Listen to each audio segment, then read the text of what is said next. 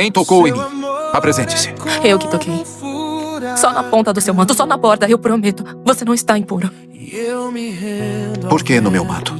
Desculpa, eu sei que devia ter pedido. Mas se você me tocasse, isso o tornaria ritualmente impuro de acordo com a lei. Eu estava doente. Eu fiquei doente por 12 anos. Eu sangrava e ninguém conseguia parar. Mas eu acreditei que se eu pudesse tocar só na borda do seu manto...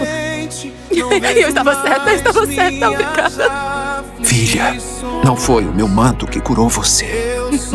Mas foi instantâneo, senti na hora. Eu sei, mas não foi isso. Foi a sua fé. Você me abençoou hoje. E eu sei. Eu sei, minha filha, que foi uma luta pra você durante tanto tempo. Você deve estar exausta. Vá agora em paz. A sua fé curou você.